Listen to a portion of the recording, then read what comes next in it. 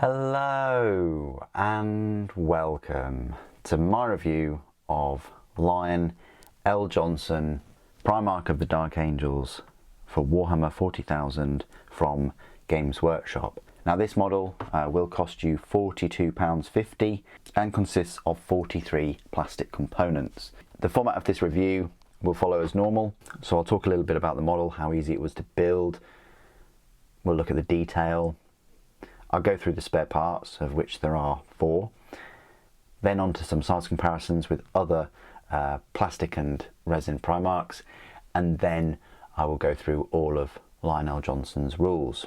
So first things first, when he was initially released quite a few months ago, I want to say April, May time, he came in a box with 3 Blade Guard veterans, Primarchs. So a bit of a paywall to get through to get him, and his model sold out incredibly quickly. There was a lot of unhappy people, including myself, which were not able to pre-order him. Then in July, beginning of July, Games Workshop released him again, this time on his own for £42.50, and once again it was difficult to get hold of him. He sold out very quickly, and I've only just recently been able to pick him up. You can actually go on Games Workshop's website and order him now, so I guess they've resolved that. It just seemed like a really odd time to release such a potentially popular model. Primarchs are always very popular, and I think during this year Games Workshop have gone through moving their warehouse and their stock and things like that. I'm not giving them any excuses at all. I think in the grand scheme of things they should put a hold on new releases and pre-orders and things while logistics are being rearranged. But yeah, that's just my take on it, because what you do by not doing that and releasing everything is you're going to make your current fan base, customers, really quite unhappy, and that's the last thing you want to do. But anyway, enough about that. Let's have a look at the model, because I do now have him. I think he's still a nice model, and he'll go great in my armies. But of course, you know, from like 4 or 5 months ago, yeah, the magic has worn off a little bit. If you haven't already, I would strongly pick up the novel surrounding his return. It's called The Lion, Son of the Forest. I think you can pick it up in paperback for about a tenner from Amazon, and I think it's written by Mike Brooks. I think it's a pretty good novel actually, better than the Angron one, but that's just my humble opinion. Let's have a look at the detail and things then of the Lion, my 4th plastic Primarch, if you will. So he was pretty quick to build. I have not glued him onto the base for obvious reasons, because I want to kind of hold him while I'm painting him and things, and I want to paint the base separately. I have glued these watchers on the base though, and the base it's nice, you know, it's not like the full scenic base that we got with Guilliman, but you know, there's more going on because you've got these 2 watchers. You know, one's holding the sheath or scabbard for fealty, which is his power sword. Does it quite fit in? Yeah, just about. I mean, if it goes to there, yeah, just about. So that's fine. Continuity and all that. There's of course this iron haloed sort of skeleton with wings, so that fits the theme. So does this watcher with this again cloaked winged hooded figure, and then the Lion himself. I've just gone for the basic standard winged helmet pose. You can go for the Doctor Doom pose with the hood over the helmet. You can also go for the helmetless pose, and you can go for the helmetless hooded pose. So yes, that does mean you get 4 different heads with this miniature. So you know, you can pick whichever one you like the look of the most. Quite straightforward model to put together, to build. Obviously won't take you near as long as Mortarion or Angron. but you know, the price kind of reflects that as well. They're pushing £100. The Lion is 42, so way under half the price of those. But it's a nice looking model. There is a sort of gap there where there's the join, and there's a gap kind of in there. It's odd the way that they've done the cloak and things. There's probably absolutely no way I'm going to be able to get my brush in there and do all that detail. So yeah, you might want to like leave the shield off and paint that. It's a nice amount of detail for a plastic kit. The line pelt thing, or whatever it is, there's not much detail going on there, and the power plant looks a bit basic, I think. The shield, there's an alright amount of detail on there, and the winged helm is, well, yeah, winged helm. I just think if it was in resin, you know, they could have done such an incredible job with this one. But there you go. Nice mini overall. I prefer him to Guilliman, but that's just my take. When he's painted up and things, I will be gluing him onto that base. So let's just have a look at the spare parts then. So we have the Iron Halo type thing, which, you know, there is only room to put the Iron Halo thing on there, you know, if he doesn't have that winged helm, that it just doesn't work if he has the winged helmet. You've also got the other 3 heads, so I'll just give you sort of close-ups. So this is probably one of the most popular ones that people will go for, which is like the helmeted, hooded helm, like a Doctor Doom type head. You've got this one, which is Old Man Lion, looking pretty old now. He's just aged like a Primarch. And then you've got the helmetless Old Man Lion. Yeah, that's probably going to be, well, these two I would have thought are going to be the least popular, with this one being the most, and maybe the winged helmet being the most popular as well. But yeah, that's all your spare parts you're going to get. You can get no other weapon options, which again is a bit of a shame, because, you know, if you have the resin kit, you'll know that you can get a helmetless head and also the long chainsword. Speaking of which, that moves us quite briskly onto size comparisons. The first size comparison I'd like to make is just with a couple of resin miniatures before the plastic ones. So obviously the obvious sort of size comparison I want to make first is with the Forge World Horus Heresy line model right here. As you can see, you know, much bigger base for the Horus Heresy, lots more going on. You even get a load of dead Space Marines, and one, well, he's pretty much about to be dead, which is always a you know, bonus. If we just take him off of his scenic base, and he might fall apart because the cloak and things aren't glued, and we take this one off, he is a very similar sized Primarch. The armor is different. There are some differences there, but he's similarly sized. I would say the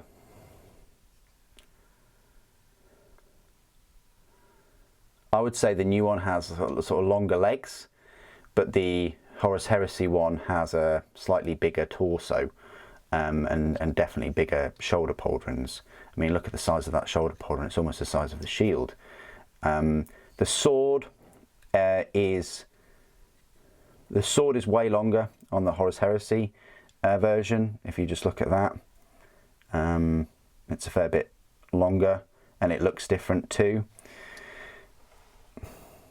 He's got his scabbard at the back, and then he's got another blade, and then I think he's got this plasma pistol. Yeah, he's got the plasma pistol there, and this plasma pistol here.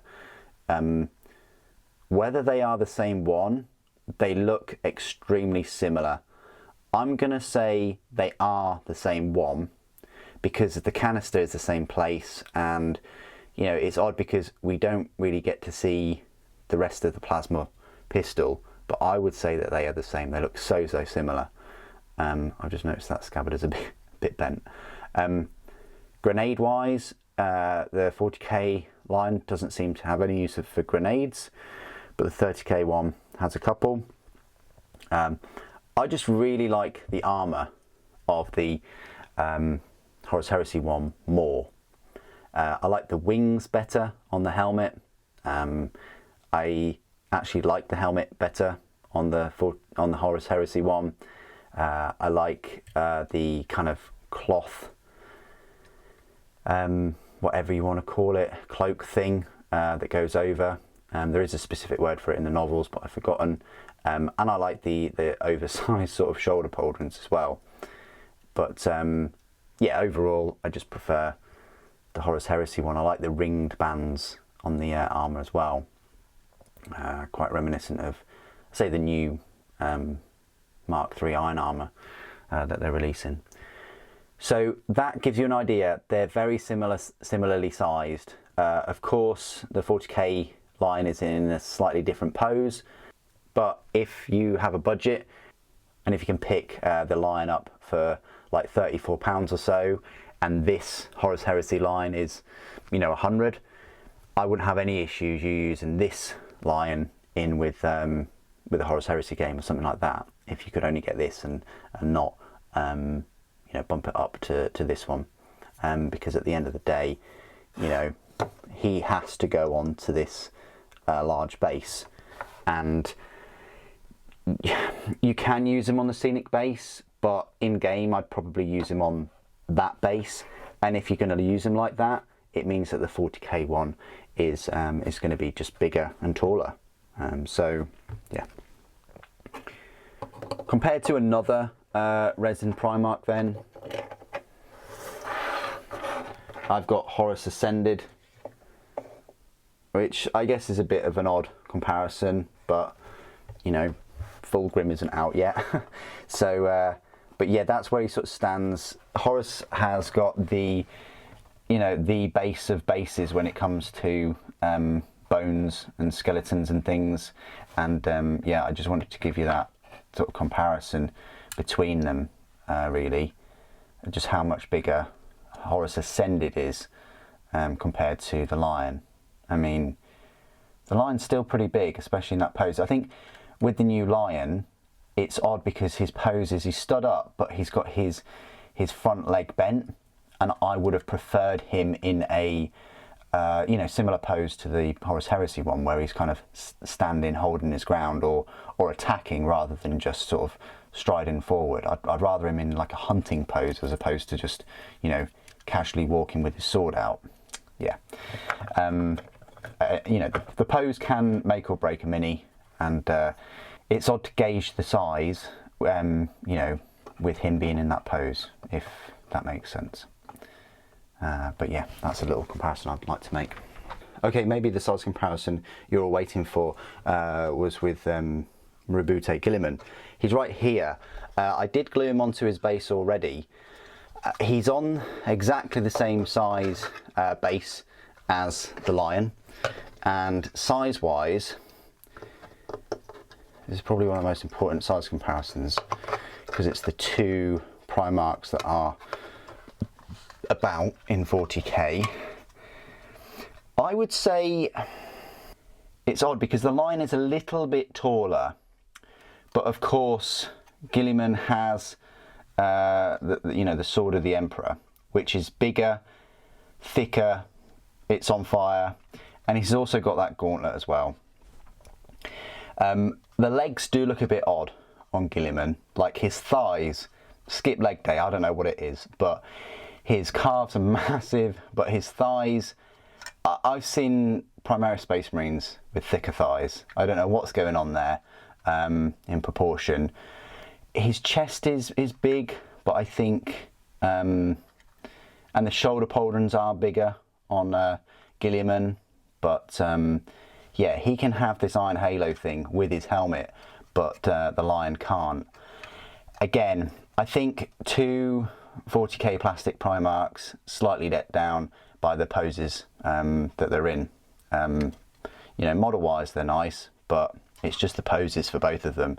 Guilliman is straddling this kind of debris, and it really shows his thigh gap, and the Lion is just casually walking towards whatever with his legs, with his knees bent.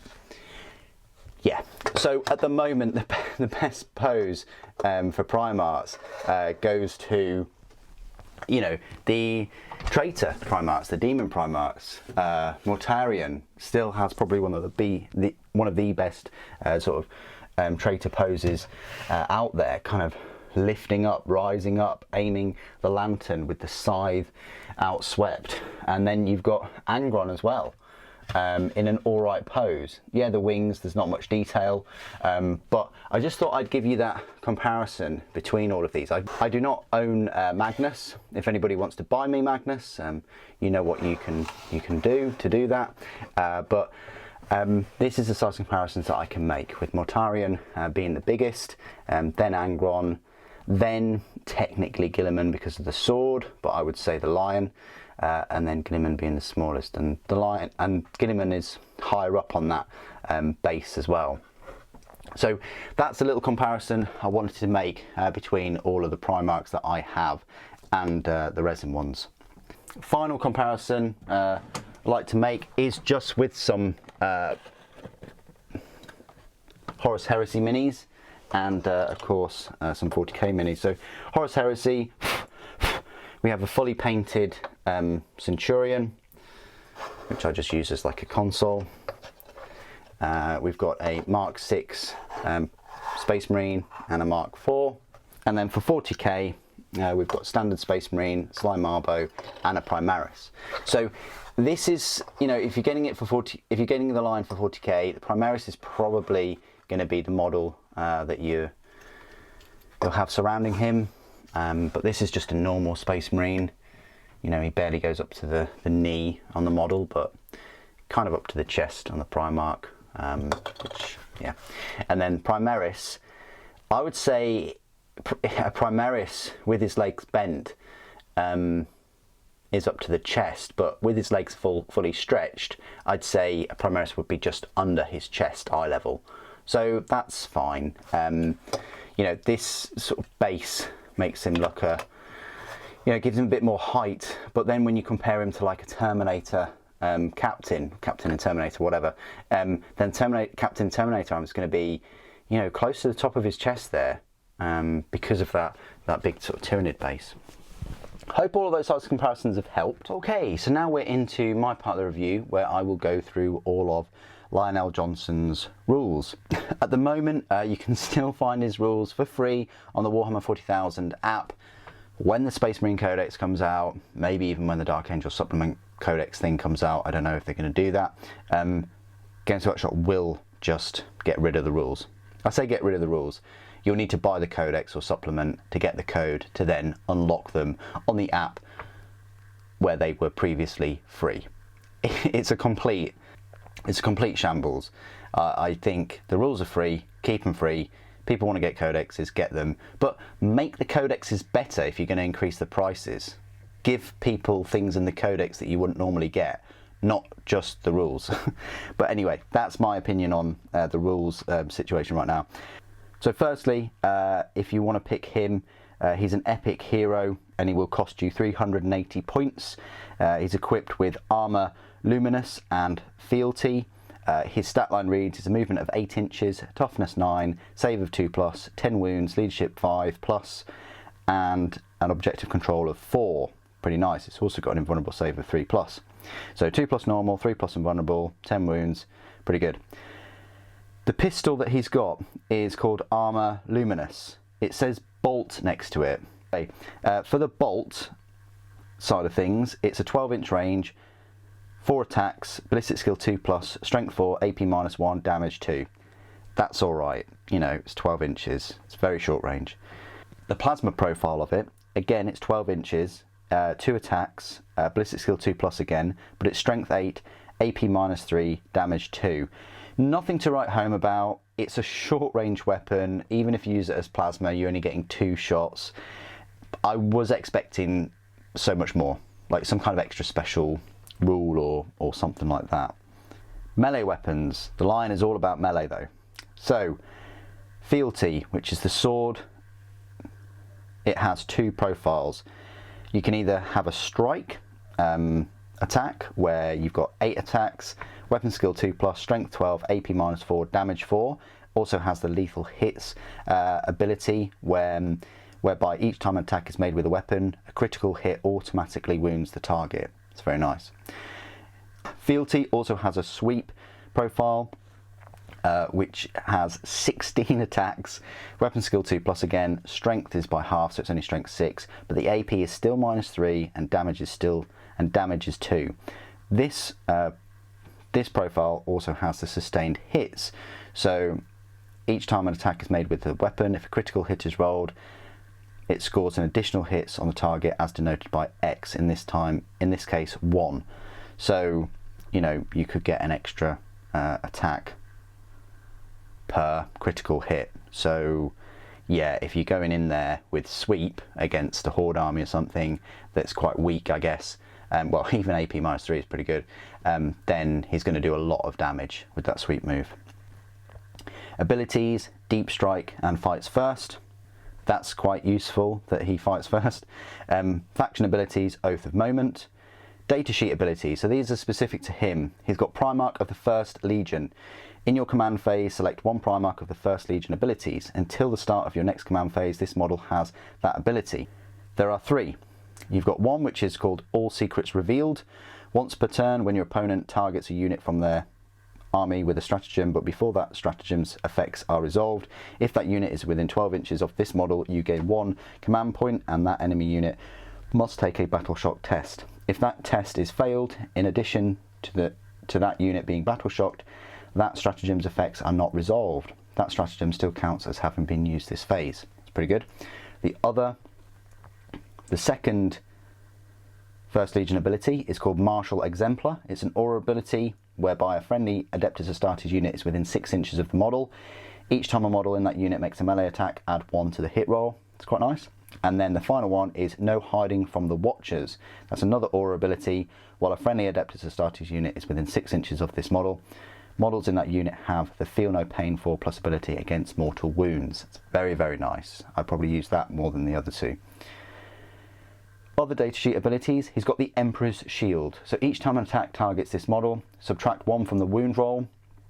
In addition, each time a melee attack is allocated to this model on an unmodified saving throw of 6, the attacking unit suffers 1 mortal wound after it has finished making its attacks.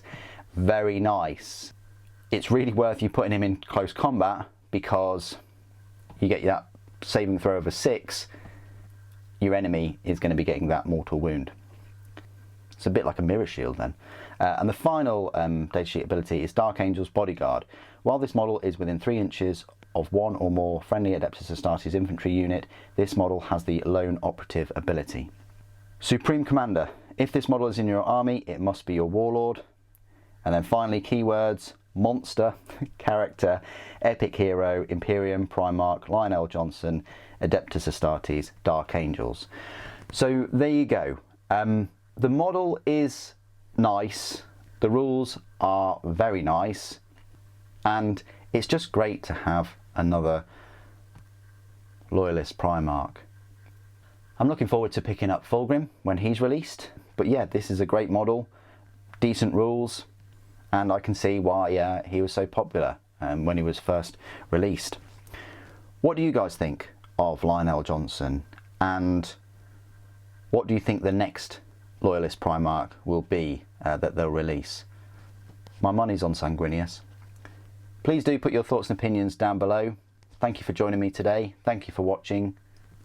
The Emperor Protects.